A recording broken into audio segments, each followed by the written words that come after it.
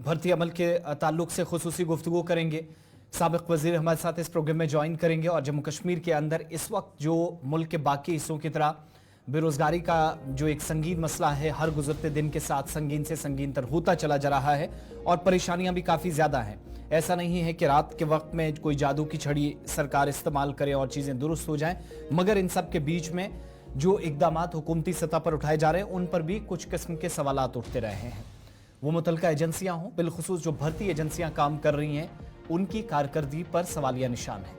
इस ताल्लुक से बात करेंगे। कुछ बड़े फैसले गुज़श्ता 24 घंटों के दौरान और जिस तरीके से पेपर लीक होना ये काम सी बात हो गई है, उस पर जब कानून नाफिज हुआ तो मुल्की सतह पर तो सारी चीज़ें ठीक, लेकिन जब बात जम्मू कश्मीर की आती है तो यहाँ पर भी नौजवानों में शदीद गम गुस्सा इस तरह के इकदामात या इस तरह की सरगर्मियों पर पाया जाता है।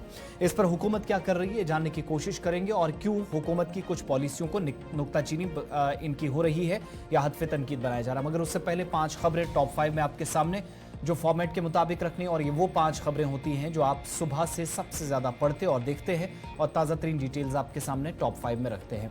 तो पहली खबर टॉप 5 में आज आपके सामने लाइन ऑफ कंट्रोल से, जहां पर मुश्तरका ऑपरेशन नॉर्दर्न बेल्ट के अंदर चल रहा है। सिक्योरिटी अलर्ट के बीच बारामूला जिले के अंदर जहां इस वक्त फौज पहुंच गई है और पहले से फौज मौजूद थी लेकिन मजीद फोर्सेस तलब की गई है। उड़ी का गोहलान इलाका है और दरअंदाजी की कोशिश को नाकाम बनाया गया है और अभी तक की इतलात के मुताबिक अलर्ट फोर्सेस ने लाइन ऑफ कंट्रोल के साथ मुश्तबे नकलो हरकत का पता लगाया। दरअंदाजों का एक गिरोह जो कि इस तरफ आने की कोशिश कर रहा था, सरहद अबूर करते करते उसको रोक दिया गया। इलाके में बड़े पैमाने पर तलाशी कार्रवाई जारी है। फायरिंग का भी तबादला हुआ है और खित्ते की हिफाजत और सलामती को यकीनी बनाने के लिए जहां फोर्सेस चौकस हैं, चौकन्ना नजर आ रही हैं। इस मुश्किल तरीन पहाड़ी सिलसिले के अंदर इतलात यह है कि गोली लगने से एक दरअंदाज अब तक जख्मी हुआ है, जबकि एक इलाके के अंदर मजीद जिंदा है जो सिक्योरिटी फोर्सेस पर फायर भी वहां से कर रहा है, जिसका मतलब है कि शायद 2 मिलिटेंट मुमकिन तौर पर हो सकते हैं जो इस तरफ आने की कोशिश कर रहे थे, यानी 2 लोग इस ग्रुप में शामिल थे। फौज की जानिब से इस वक्त कार्रवाइयां चल रही हैं। थोड़ी देर में मजीद तस्वीरें और साथ साथ अपने नुमाइंदे के पास भी चलेंगे, आपके सामने तस्वीर भी रखेंगे। दूसरी खबर आपके सामने, महकमा मौसमियात की तरफ से 28 जून तक मौसम खुश्क रहने की पेशगोई के बीच वादी कश्मीर और जम्मू में बेशतर मकामात पर शबाना दर्जा हरारत मामूल से नीचे रिकॉर्ड हुआ है और मुतलका महकमे के तर्जुमान के मुताबिक कश्मीर सूबे में 23 से 28 जून तक मौसम मजमूई तौर पर खुश्क रहने का इम्कान है। ताहम इस दौरान कहीं कहीं हल्की बारिशों को खारिज से इम्कान करार नहीं दिया जा सकता। बादजा कश्मीर में 29 और 30 जून को कई मकामात पर एक बार फिर से गरज चमक के साथ बारिशें हो सकती हैं। श्रीनगर में जहां गुज़श्ता 24 घंटों के दौरान 1.4 मिलीमीटर बारिश रिकॉर्ड हुई है, काजीगुंड में 1.8 मिलीमीटर, कुपवाड़ा में 2.1 मिलीमीटर बारिशें रिकॉर्ड हुई हैं। जम्मू के अंदर इस साल जून के महीने में 45% के आसपास बारिशें रिकॉर्ड हुई हैं और कश्मीर के कुछ हिस्से भी हैं जहां पर इस वक्त बारिशें जो जून के महीने में आमतौर पर जो पुराने रिकॉर्ड्स थे या हुआ करते थे वो कम दर्ज की गई हैं, जिससे आप अंदाजा लगा सकते हैं कि जून के महीने में हमने बर्फ भी देखी लेकिन बारिशें कम पड़ी। ये दोनों एक कहानी के पहलू हैं और इस बीच आइंदा 24 घंटों में कोई बड़ी तब्दीली का इम्कान महकमा मौसमियात के बयान के मुताबिक जम्मू कश्मीर में नहीं है। तीसरी खबर, खराब मौसम हो या मौसम खुशगवार हो, इंतजामिया तैयारी कर रही है और लेफ्टिनेंट गवर्नर मनोज सिन्हा ने आज इंतजामिया और सिक्योरिटी फोर्सेज ने अमरनाथ यात्रा को कामयाब बनाने के लिए खुसूसी इंतजाम किए हैं। एक बार फिर से दावा किया। दरअसल यात्रा पिछले सालों के मुकाबले मजीद हमवार और पुरसकून इंतजामिया के मुताबिक होगी। आज बाबा अमरनाथ की प्रथम पूजा इख्ताम पजीर हुई और सालाना यात्रा 29 जून को शुरू होने वाली है। इस साल इंतजामिया और बाकी सिक्योरिटी फोर्सेज मिलकर यात्रा के पुरअमन इनेकाद के लिए खुसूसी इंतजामात को हतमी शक्ल दे चुके हैं। राजभवन में आज मीडिया से भी लेफ्टिनेंट गवर्नर ने बात की और कहा कि पुरअमन यात्रा के लिए एक कसीर सतह हिफाजती ग्रिड तैयार किया गया है। बॉर्डर रोड ऑर्गेनाइजेशन की तरफ से मुकद्दस गुफा की तरफ जाने वाले सड़कों को या रास्तों को अपग्रेड किया गया है ताकि यात्रियों को बगैर किसी परेशानी की नकलो हरकत को यकीनी बनाया जा सके। कश्मीर के लोगों पर एलजी ने जोर दिया कि वो यात्रा की हिमायत और सहूलत फराहम करने की अपनी पुरानी रिवायात और आदात को जिंदा रखें, बरकरार रखें और उम्मीद जाहिर की कि रवां साल के दौरान इस बार पिछले सालों के मुकाबले यात्रा हमवार और कामयाब होगी और पुरअमन और हमवार यात्रा मुल्क और दुनिया में जम्मू कश्मीर की अच्छी छवि या यहाँ के लोगों के जो काम है, जिस तरीके से ये यात्रियों की खिदमत करते आए हैं, उस चीज़ को दोबारा उजागर करेगी। तो एक मस्बत पैगाम देने की कोशिश लेफ्टिनेंट गवर्नर के मुताबिक कम से कम होनी चाहिए। आज प्रथम पूजा हुई, इसके बाद मीटिंग्स भी बैक टू बैक हुई हैं, उस पर भी आगे चलकर बात करेंगे। चौथी खबर आपके सामने, जम्मू कश्मीर में शुमाली बेल्ट यानी बारामूला से इंजीनियर रशीद जो इस बार कामयाब होकर आए हैं, रुकने पार्लियामेंट है, लेकिन अबूरी जमानत की दरख्वास्त को समाअत के लिए 1 जुलाई तक मुलतवी कर दिया गया है। ये तफसीलात दिल्ली से सामने आई, जहां पर कौमी तहकीकाती एजेंसी या नेशनल इन्वेस्टिगेशन एजेंसी के जवाब के लिए मजीद वक्त मांगे जाने के बाद अदालत ने समाअत मुलतवी कर दिया। और इससे कबल भी अदालत ने मुतअद्दिद मौक़े पर रुकने पार्लियामेंट के तौर पर हल्फ लेने के लिए इंजीनियर रशीद की अबूरी जमानत की जो दरख्वास्त थी उस पर हतमी फैसला मौखर किया था और आखिरी बार 19 जून 2014 को हुआ था 2024 को हुआ था। 2024 के लोकसभा इंतखाबात के दौरान बारामूला हल्का एक आज़ाद उम्मीदवार के तौर पर वहां से वो लड़ रहे थे, जीत कर आए। इंजीनियर रशीद 2019 से मुसलसल बंद है, दिल्ली की तिहाड़ जेल में है और मुबैना तौर दहशतगर्दी के फंडिंग से मुतल्लिक गैर कानूनी सरगर्मियां रोकथाम एक्ट या अनलॉफुल प्रिवेंशन एक्टिविटीज़ एक्ट के तहत उनके खिलाफ कार्रवाइयाँ चल रही हैं। तो इंजीनियर रशीद जिनको राहत की उम्मीद थी, या तो जो उनको कस्टडी पैरोल मिल सकता है, हो सकता है कि जब हुकूमती सतह पर तारीखें तय कर दी जाए कि इन तमाम लोगों को जो 543 अरकान चुन कर गए हैं इन्होंने कब हल्फ उठाना है ओहदे और राजदारी का, इस ताल्लुक से उनको राहत मिले। और दूसरी बात ये कि आज जो उनको उम्मीद थी कि शायद अबूरी ज़मानत पर मोहर लग सकती है, मगर चूंकि NIA जवाब देने में ताख़ीर कर लिए इसलिए उनको मज़ीद इंतज़ार इसके लिए करना होगा। पांचवी खबर आपके सामने टॉप 5 में रखेंगे नीट के हवाले से। इसके ताल्लुक से आगे चलकर भी बात करेंगे। नीट यूजी का पर्चा लीक होने और फिर UGC नीट इम्तिहान की मनसूखी को लेकर पूरे मुल्क भर में हंगामा राई जारी है, एहतजाज हो रहे हैं और इस दरमियान हुकूमत ने एक अहम फैसला करते हुए पेपर लीक को रोकने के लिए सख्त कानून नाफिज कर दिया है। वजारत तालीम ने एक साथ रुकनी कमेटी भी तहकीकात के लिए तश्कील दे दी है। वहीं हुकूमत ने अवामी इम्तिहान, नामुनासिब तरीकों की रोकथाम या जो एक कानून फरवरी के महीने में बना था 2024 के इस साल, वो मतला कर दिया गया है, जिसका मकसद मसाबकती इम्तिहानात में पेपर लीक और नकल पर लगाम कसना है। इस कानून को मरकजी हुकूमत ने इस साल फरवरी में मंजूर किया था, 22 जून से नाफिज कर दिया गया है और इस तरीके से आज हफ्ते का दिन तारीखी बना जब ज़्यादा से ज़्यादा 10 साल कैद और 1 करोड़ रुपए तक के जुर्माने का इल्तिज़ाम इस कानून में है। ये जानकारी हुकूमत ने नोटिफिकेशन के जरिए दी। अवामी इम्तिहान कानून को एक ऐसे वक्त में नाफिज किया गया है, या आप कह सकते हैं कि prevention of unfair means act 2024 जो इस बार आज से लागू हुआ है।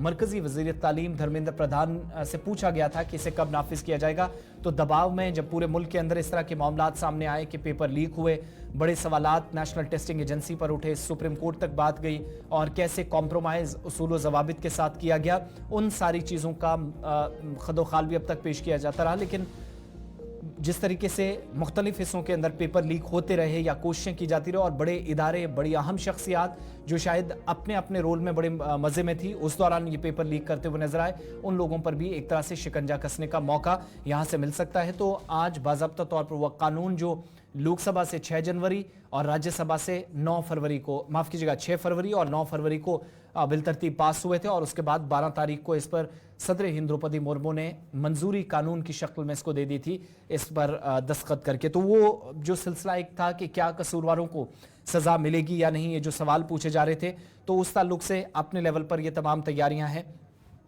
वो इस वक्त कर ली गई हैं और इस ताल्लुक से मजीद आगे चलकर बात करेंगे। लेकिन जब बात इम्तिहानात की हो रही है, जब बात नौजवानों की हो रही है, गमो गुस्से की हो रही है, तो शदीद किस्म के रद्द-ए-अमल आ रहे हैं और जम्मू कश्मीर के अंदर भी एजेंसीज को लेकर सवालात अब तक उठते रहे और जम्मू कश्मीर के नौजवानों में सरकारी मुलाजमतों की ये जो उम्मीद थी वो तवील होती चली जा रही है और बढ़ती हुई बेरोजगारी के बीच सियासी जमातों ने भी इंतजामिया पर इसलिए सवाल उठाए क्योंकि JKSSB सबसे बड़ा जो इदारा है, रिक्रूटिंग एजेंसी है, उसने यूनियन टेरिटरी के अंदर जो 6000 नशिस्तें थी उनको वापस ले लिया है। नई रिजर्वेशन पॉलिसी का हवाला दिया जा रहा और मुमकिन है कि अगस्त के आसपास दोबारा से इन पोस्टों की तशहीर हो सकती है, दोबारा हुकूमती सतह पर इकदाम हो सकते हैं कि इन तमाम पोस्टों को फिल किया जाए। 6000 असामियां जो पुर की जानी थी इनको विड्रॉ किया गया।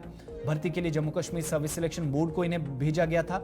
यह फैसला माली साल 2022 से 2023 के लिए मतलूबा ओहदों के लिए महकमा दाखिला समेत मुख्तलिफ महकमों को मुतासिर भी करेगा। जिन पोस्टों को वापस लिया गया इनमें तकरीबन 752 पुलिस सब इंस्पेक्टर्स की पोस्ट हैं, PSIs की, तकरीबन 4000 पुलिस कांस्टेबल्स हैं, जूनियर इंजीनियर सिविल के 150 ओहदे और तकरीबन 200 इलेक्ट्रिकल इंजीनियर्स इनमें शामिल हैं। इन ओहदों को रिजर्वेशन के नए कवायद को जब तक हतमी शक्ल ना दिया जाए तब तक सामने नहीं लाया जाएगा, तशहीर नहीं होगी और कवानीन बनने के बगैर JKSSB को ये पहले भेजे गए थे। अब हुकूमत मानती है क्योंकि रियासत के अंदर या यूनियन टेरिटरी के अंदर पहाड़ी तबके को, कोलीज को, गड्ढा ब्राह्मण को, ST SC OBCs के मामलात या रिजर्वेशन के हवाले से पेशरफ्त काफ़ी हुई है, तो इस ताल्लुक से जो है हुकूमती सतह पर फैसले लिए गए। इस पर भी बात करेंगे, लेकिन इस पर सवाल जो उठ रहे हैं उस पर भी बात करना ज़रूरी है और मुख्तलिफ सियासी जमातें इस पर अपने अपने हिसाब से तज्जिया कर रही हैं। आज इस पर मुख्तलिफ सियासी जमातें अपने अपने हिसाब से बात भी रखती हुई और मौजूदा हुकूमत का ये जो निज़ाम एक तरह का है, इस पूरे निज़ाम को या जो भर्ती अमल है, कवायद व ज़वाबित हैं, इन पर जब सवाल उठ रहे हैं तो एक तरह से अकाउंटेबिलिटी के साथ कॉम्प्रोमाइज करने के सवालात उठ रहे हैं। अब दूसरी तरफ जब आप एजेंसी का ओपिनियन जानते हैं तो वो कहते हैं कि हमारे पास कोई दूसरा ऑप्शन नहीं था। इस पर मजीद बात करेंगे। जम्मू कश्मीर अपनी पार्टी की जानिब से भी इस पर सवालात उठाए गए थे और National Conference, Peoples Democratic Party, तमाम लोग पूछ रहे थे कि आखिर इंतजामिया की क्रेडिबिलिटी क्या है, इस बड़े इदारे को क्यों बड़ा कहा जा रहा है। 2022 हो, 2023 हो, 24 हो, रिक्रूटमेंट्स पर हमेशा सवाल उठे हैं और बगैर किसी मुबैना घोटाले के कोई प्रोसेस अब तक मुकम्मल नहीं हुआ।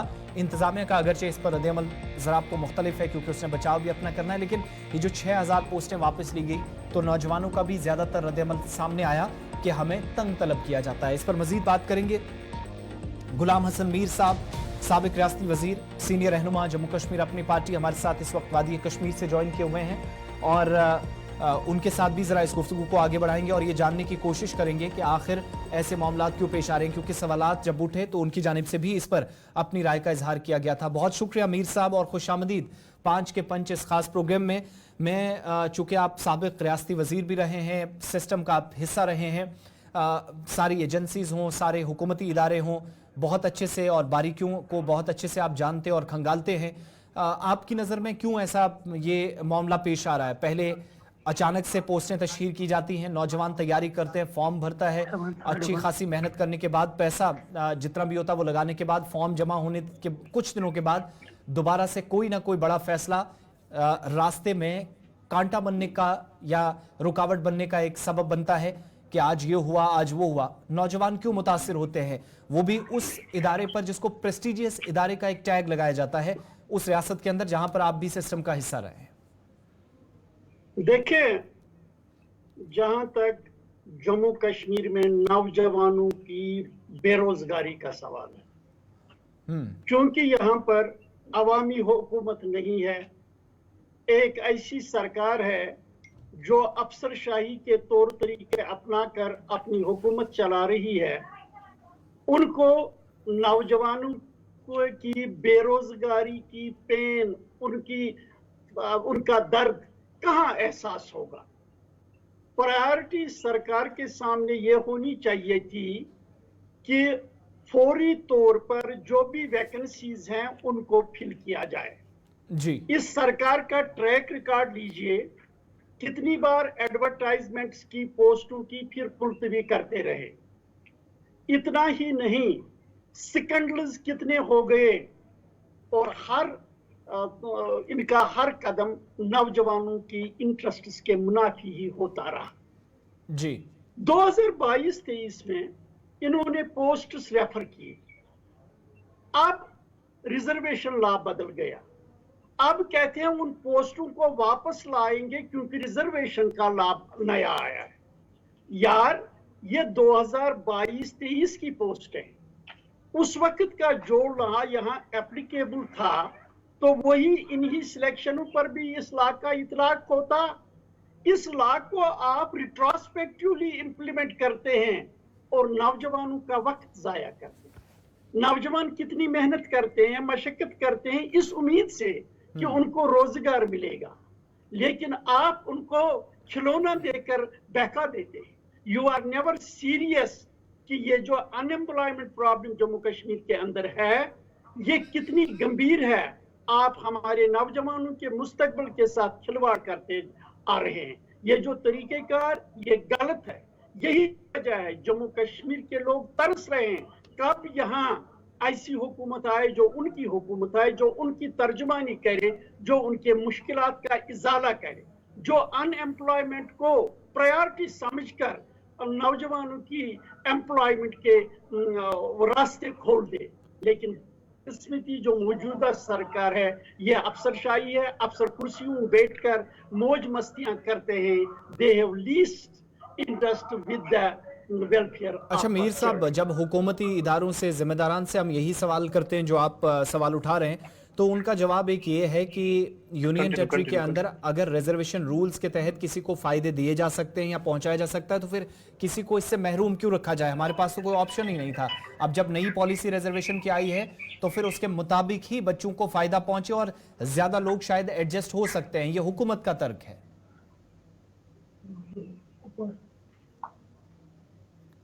मीर साहब, आप मुझे सुन पा रहे हैं? गुलाम हसन मीर साहब, आप मुझे सुन पा रहे हैं?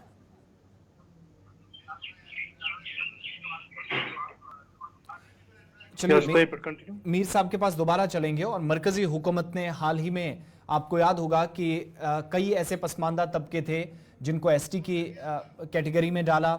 यूनियन टेरिटरी के अंदर पहाड़ीज हैं, कोलीज हैं, गड्ढा ब्राह्मण हैं, इसके अलावा पडारीज हैं। इन तमाम लोगों को 10% रिजर्वेशन एसटी के जुमरे में इनको लाकर 10% रिजर्वेशन दी गई।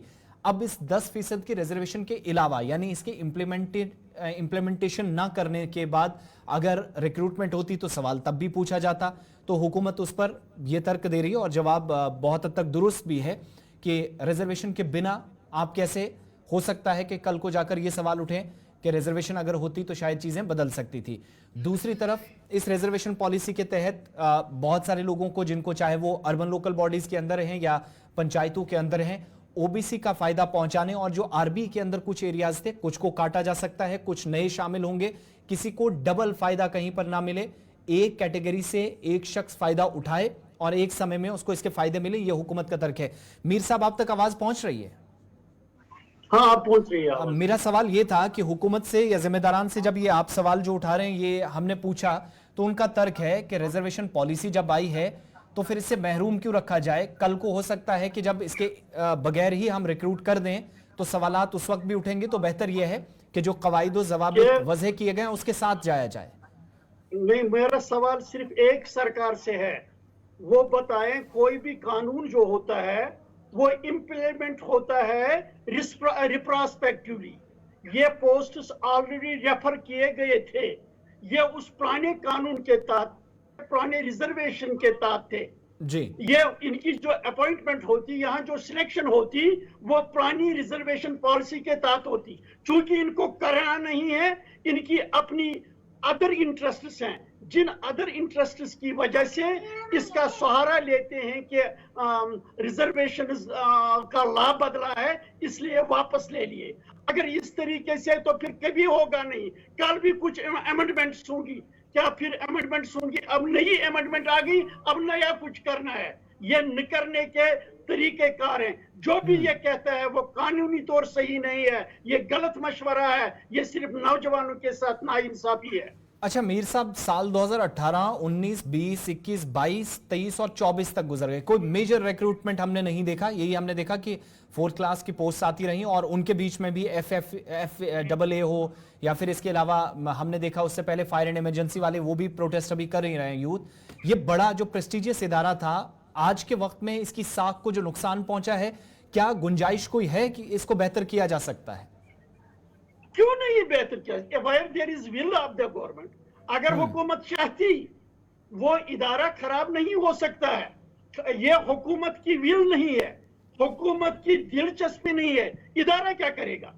इदारे they are subject to the governance of the head.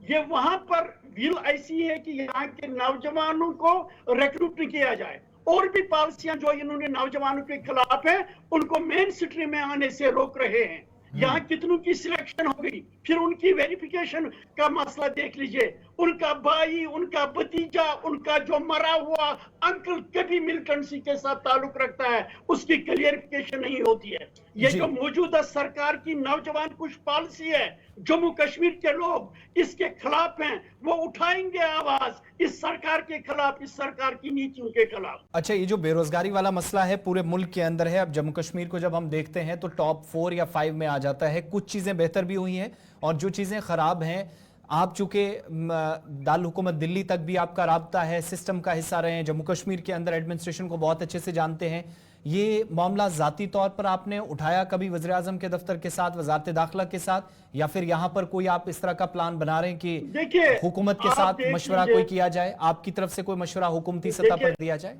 नहीं, मैं आपको ये बात वाज़ेह कर देना चाहता हूँ। जी हमारी पार्टी की ये बदकिस्मती है, हम उस वक्त मैदान में आए जब अंधेरा ही अंधेरा था। हमने लोगों को मशल दिखाने का रास्ता किया, और जो बर्निंग इश्यूज उस वक्त के थे तो हुकूमत ने उनको सेटल किया था।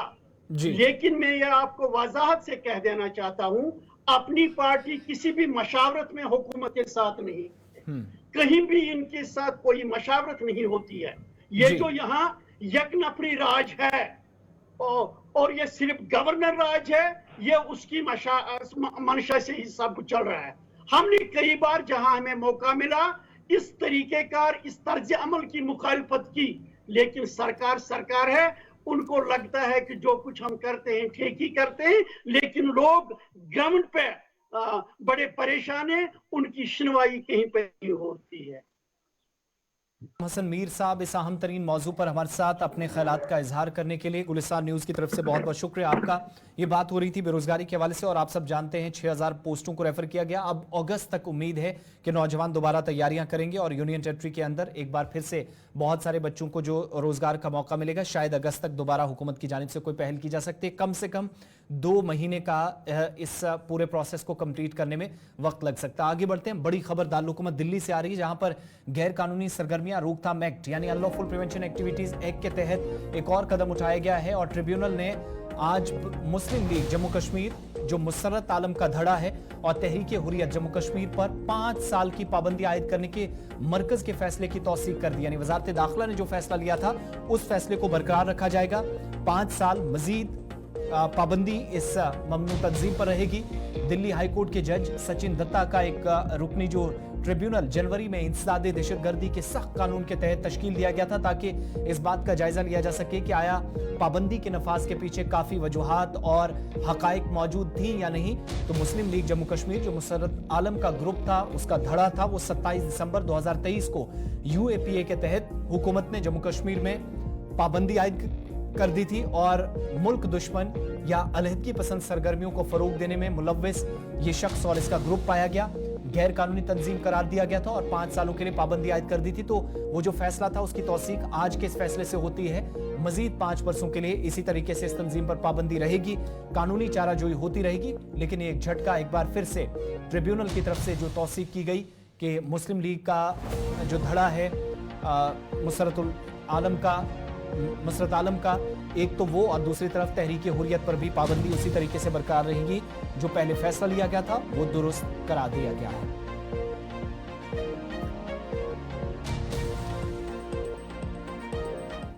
बड़ी खबर इस वक्त शुमाली कश्मीर के बारामूला जिले से सामने आ रही है, जहां पर सिक्योरिटी फोर्सेज और मिलिटेंट के दरमियान गोलियों का तबादला हुआ है। लाइन ऑफ कंट्रोल पर सिक्योरिटी फोर्सेज का ऑपरेशन चल रहा है, जिसमें फौज इस ऑपरेशन को लीड कर रही थी। थोड़ी देर पहले यह एनकाउंटर शुरू हुआ था और गोली लगने से एक मिलिटेंट अभी तक की मौसूला इतलात के मुताबिक जख्मी है। दूसरा इलाके में जो जंगलात वाला इलाका है जख्मी है, और वो सिक्योरिटी फोर्सेज को इस इलाके से टारगेट कर रहा है। मजीद फौज निचले इलाकों से बालाई इलाके में तलब की गई है। और ये एक्सक्लूसिव तस्वीरें गुलिस्तान न्यूज पर आप इस वक्त देख रहे हैं। इरशाद भट्ट गुलिस्तान न्यूज़ नुमाइंदा ग्राउंड जीरो पर है। सीधा बारामूला चलते हैं, उड़ी लाइन ऑफ कंट्रोल के सेक्टर से। इरशाद, क्या मजीद तफसीलात हैं?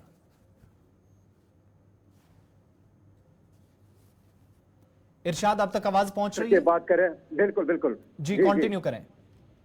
बिल्कुल, अगर हम इस कमलकोट इलाके की बात करें, क्योंकि कमलकोट के सेक्टर में, यानी कि हम इस इलाके की बात करें जहां पे गवालता में इस वक्त ये जो मुठभेड़ है ये लगातार जारी है। आज सुबह सवेरे यहाँ पे जो पहले सर्च ऑपरेशन चलाया गया, कुछ व्यक्ति यहाँ पे देखे गए, हालांकि उसके बाद जो है जो फायरिंग की गई उनकी तरफ से, जो मिलिटेंट्स की तरफ से, हालांकि उसके बाद जो है जवाबी कार्रवाई करते हुए फौज ने जो है फिलहाल ये कहा जाता है एक मिलिटेंट जो है जख्मी हुआ है और इस जी। वक्त भी ये जो झड़प है ये लगातार जारी है। आप इन तस्वीरों में देख सकते हैं क्योंकि ये सबसे पहले जो है एक्सक्लूसिव तस्वीरें आप देख सकते हैं इन्हीं जंगलात में, यानी कि चंद कदम की दूरी पे ये जो मुठभेड़ जो है ये लगातार जारी है। यहाँ पे आप देख सकते हैं बीएसएफ के जो जवान हैं वो यहाँ पे तैनात किए गए हैं, पूरे इलाके को जो है अपने मौसरे में लिया गया है। और देखा जाए ये जो आप देख सकते हैं क्योंकि इससे पहले भी इन्फिल्ट्रेशन बिड को जो है नाकामयाब बनाया गया फौज की जानिब से, चाहे उड़ी सेक्टर की बात करें या टंगडार केरन सेक्टर की बात करें। और आज इन मिलिटेंटों की जो मौजूदगी वहां पे दिखाई दी, मोमेंट दिखाई दी,